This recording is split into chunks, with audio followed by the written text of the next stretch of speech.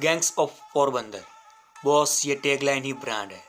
आपने gangs of Wasseypur, gangs of Mirzapur देखी होगी, आज देख लो गैंग्स ऑफ पोरबंदर। वैसे तो भारत में काफी आपराधिक गिरोह है, परंतु आज हम जिस गिरोह की बात करने जा रहे हैं उसका अड्डा था भारत का पश्चिमी छोर यानी गुजरात। वैसे तो पोरबंदर को महात्मा गांधी की जन्मभूमि कही जाती है, यानी अहिंसा की नगरी, परंतु हकीकत तो यह थी कि अहिंसा शब्द का वजूद था ही नहीं यहाँ। 1980 के दशक के उत्तरार्ध में यह कहा जाता था कि गांधी जी के जन्म स्थान कीर्ति मंदिर के आसपास का क्षेत्र शहर के सबसे असुरक्षित हिस्सों में से एक था, जहां पुलिस को जाना मना था। यहाँ जातिगत प्रतिद्वंदिता और अल्प संसाधनों पर लड़ाई के परिणाम स्वरूप हिंसा शुरू हुई। लेकिन यह इलाका दशकों में राजनीतिक वर्चस्व और क्षेत्र के समृद्ध खनिज संसाधनों को हथियाने की होड़ में मौत का साम्राज्य बन गया। कहा जाता है कि पोरबंदर में सामूहिक हिंसा 1960 के दशक के अंत में शुरू हुई थी, जब महाराणा मिल्स के मालिक नानजीभाई कालिदास मेहता ने मिल मजदूरों की हड़ताल को तोड़ने के लिए देऊ और करशन वाघेर को काम पर रखा। इसके चलते इन वाघेर बंधुओं ने बंदरगाह शहर में अधिकांश जबरन वसूली और कालाबाजारी पर नियंत्रण कर लिया। विशेष रूप से वे पोरबंदर में श्रमिकों और फेरी वालों के लिए आतंक बन गए। उस वक्त एक और नाम उभर रहा था, वह था सरमन मुंजा जडेजा, जो छोटे मोटे लोगों के लिए किसी से भी भिड़ जाता। मेयर बस्ती में अपनी एक लूटपाट के दौरान देऊ वाघेर का सामना सरमन से हुआ। सरमन और उसके चाचाओं ने मिलकर देऊ का कत्ल कर दिया। देऊ वाघेर की हत्या के कुछ दिनों बाद करशन वाघेर का शव महाराणा मिल्स के गेट से लटका मिला। वाघेर भाइयों की हत्या ने सरमन मुंजा को पोरबंदर में मेयर बिरादरी का मसीहा बना दिया और उसके संरक्षण में सैकड़ों मेयर शहर चले आए, जैसे कि कई फिल्मों में ऐसे सीन देखने को मिलते हैं। सरमन मुंजा ने गरीबों के लिए न्याय और सामाजिक कल्याण की समांतर व्यवस्था चलाई। रॉबिन हुड की अपनी छवि के बावजूद वह क्रूर दंड देने के लिए कभी नहीं हिचकिचाता।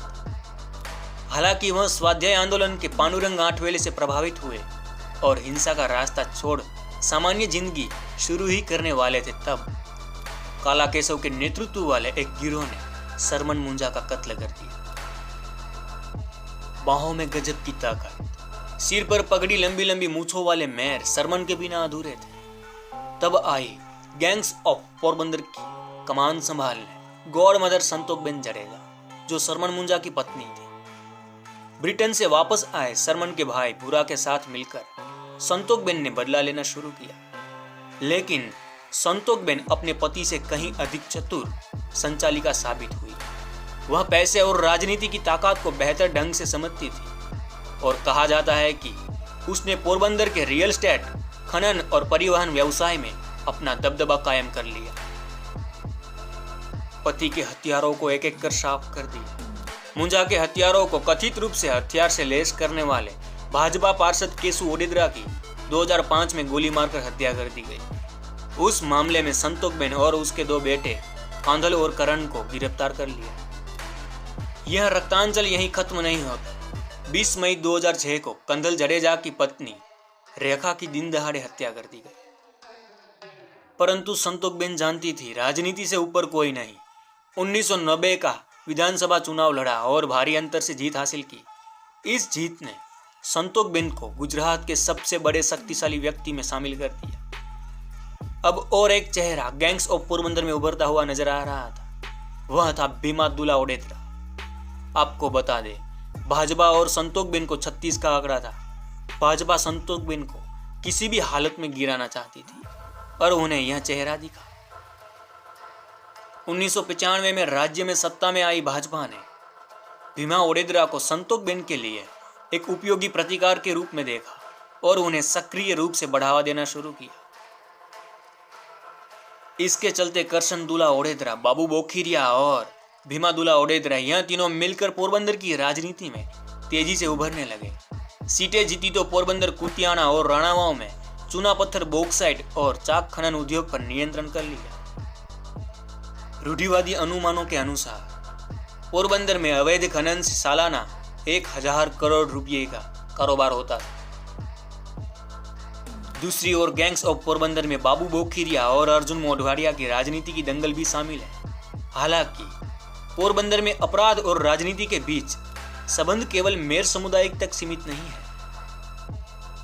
1980 के दशक में इकू गगन और नरेश सुधा जैसे खारवा गैंगस्टरों ने पोरबंदर की सड़कों पर एक खूनी गिरोह युद्ध लड़ा। नरेश सुधा और इकू गगन के भाई रणछोड़ पोरबंदर नगरपालिका में प्रमुख बने।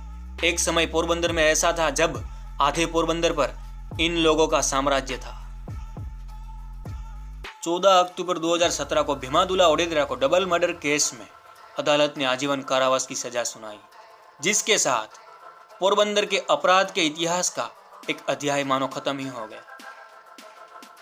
प्रिय मित्र, कमेंट करके बताना कैसी लगी गैंग्स ऑफ पोरबंदर। और हाँ, आप गुजरात के गैंगस्टरों के बारे में जानना चाहते हैं विस्तार से तो हमें कमेंट करके बताना, हम जरूर वीडियो लाएंगे। तब तक हमारे दूसरे वीडियोस देखें। खुश रहे, मस्त रहे। जय हिंद, जय भारत।